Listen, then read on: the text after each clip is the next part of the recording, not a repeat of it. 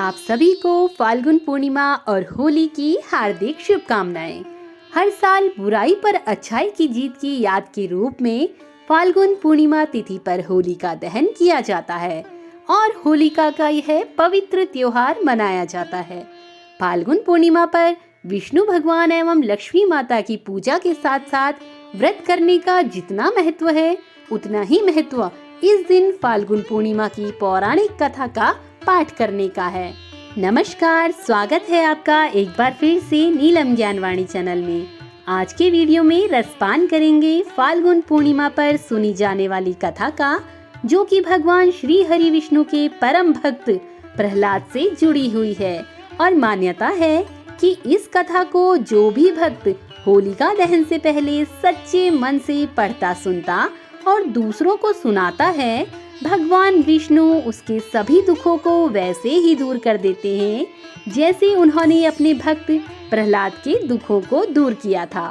साथ ही इस कथा को सुनने से यश, कीर्ति, धन धान्य और संतान सुख प्राप्त होता है। सुख समृद्धि की कामना करने वाले भक्त कथा का श्रवण करने से पहले वीडियो को लाइक करके कमेंट बॉक्स में जय श्री हरि अवश्य लिख दें। तो आइए अब कथा आरंभ करते हैं। महर्षि कश्यप की पत्नी एवं दक्ष पुत्री दिति के गर्भ से 2 पुत्र हिरण्यकश्यप और हिरण्याक्ष का जन्म हुआ। दोनों ही महाबली थे। फलस्वरूप देवताओं को पराजित करके दोनों भाइयों ने स्वर्ग पर अपना अधिकार कर लिया।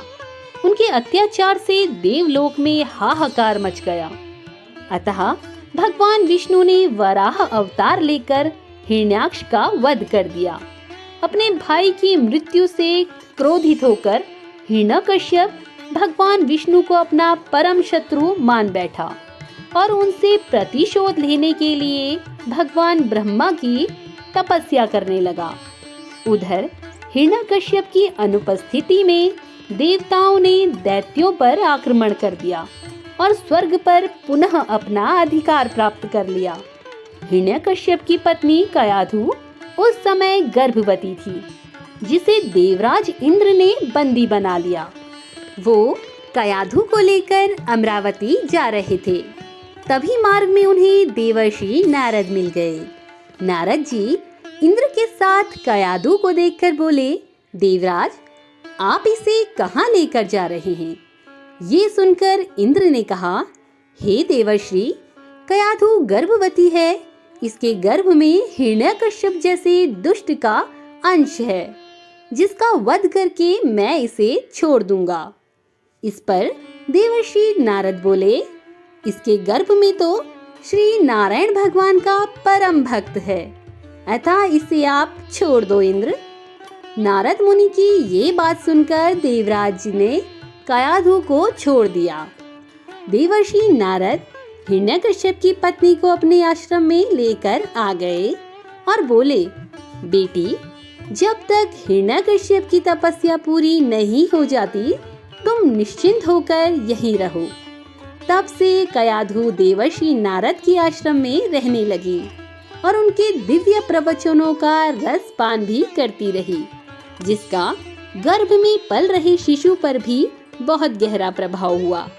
जब समय आया तो कयाधु ने एक पुत्र को जन्म दिया, जिसका नाम रखा गया प्रहलाद। इधर हिरण्यकश्यप की तपस्या जब पूरी हो गई तो ब्रह्मा जी ने प्रसन्न होकर उसे मनोवांछित वरदान दिया, जिसके पश्चात वो अपने राज्य वापस लौट आया।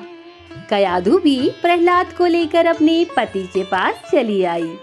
प्रहलाद जब थोड़े बड़े हुए तो एक श्रेष्ठ गुरु के मार्गदर्शन में उनकी शिक्षा का प्रबंध किया गया। एक दिन जब हिरण्यकश्यप अपने समस्त मंत्रियों के साथ बैठे हुए थे, तभी प्रहलाद अपने गुरु के साथ वहां आए और पिता को कृतज्ञ पूर्वक प्रणाम किया। ये देखकर हिरण्यकश्यप अति प्रसन्न हुआ और बोला, वत्स प्रहलाद, तुमने अब तक की शिक्षा के दौरान कौन सी सबसे अच्छी बात सीखी है, मुझे बताओ। ये सुनकर प्रहलाद ने कहा, पिताश्री, मैंने अब तक जो सबसे अच्छी बात सीखी है वो ये है कि जो आदि, मध्य और अंत से रहित अजन्मा है, इस जगत के पालनहार है, दीन दुखियों के स्वामी हैं, उन श्री हरि को मैं बारंबार प्रणाम करता हूँ। ये बात सुनकर हिरण्यकश्यप क्रोध से लाल हो उठा। उसने प्रहलाद के गुरु पर चीखते हुए कहा, अरे मूर्ख ब्राह्मण, तूने मेरे इस बालक को मेरे परम शत्रु का गुणगान करने की शिक्षा क्यों दी? प्रहलाद के गुरु ने कहा, दैत्यराज, आप क्रोध त्याग दें। ये बातें मैंने आपके पुत्र को नहीं सिखाई। ये सुनकर हिरण्यकश्यप आश्चर्यचकित हो गया और बोला, पुत्र, बताओ, तुम्हें ये उपदेश, ये शिक्षा किसने दी है? प्रहलाद बोले, हृदय में स्थित भगवान विष्णु ही तो संपूर्ण संसार के उपदेशक है। उनके अतिरिक्त कोई किसी को कुछ नहीं सिखा सकता। ये सुनकर हिरण्यकश्यप क्रोध से पागल हो उठा और बोला, अरे मूर्ख, मेरे सामने ये विष्णु कौन है? तू क्यों बार बार उस दुष्ट का नाम ले रहा है? क्या तू इसका परिणाम नहीं जानता? हिरण्यकश्यप ने प्रहलाद को बहुत समझाया। मृत्यु दंड का भय दिखाकर भी विष्णु भक्ति से दूर करना चाहा, परंतु प्रहलाद के मन से भगवान विष्णु के प्रति श्रद्धा तनिक भी कम नहीं हुई। इसके पश्चात क्रोधित हिरण्यकश्यप ने अपने सेवकों को आज्ञा दी कि इस दुरात्मा को मौत के घाट उतार दो। इस शत्रु प्रेमी से मुझे कोई लाभ नहीं। यह कपूत तो अपने ही कुल का नाश कर देगा। दैत्यराज हिरण्यकश्यप की आज्ञा के अनुसार उसके सैनिकों ने प्रहलाद पर तरह तरह के अत्याचार किए और उन्हें मारने का भी प्रयास किया, परंतु हरि कृपा के कारण वो सब प्रहलाद का बाल भी बांका करने में असमर्थ रहे। हिरण्यकश्यप यह देखकर बहुत क्रोधित हुआ। अंततः उसने अपनी बहन होलिका को आदेश दिया कि वो प्रहलाद को गोद में लेकर अग्नि में बैठ जाए, क्योंकि होलिका को वरदान प्राप्त था कि अग्नि से उससे कोई हानि नहीं होगी। अपने भ्राता का आदेश मानकर होलिका भक्त प्रहलाद को अपनी गोद में लेकर अग्नि में बैठ गई। उस समय प्रहलाद हाथ जोड़कर आंखें बंद कर निरंतर प्रभु ध्यान में मग्न रहे और नारायण नारायण का जाप करते रहे। हरि कृपा के फल स्वरूप प्रहलाद अग्नि में बैठकर भी सकुशल बच गए, परंतु होलिका उसी आग में जलकर भस्म हो गई। तभी से हर साल फाल्गुन मास की पूर्णिमा के दिन सूर्यास्त के बाद होलिका दहन किया जाता है। होलिका की आग बुराई को जलाने का प्रतीक है।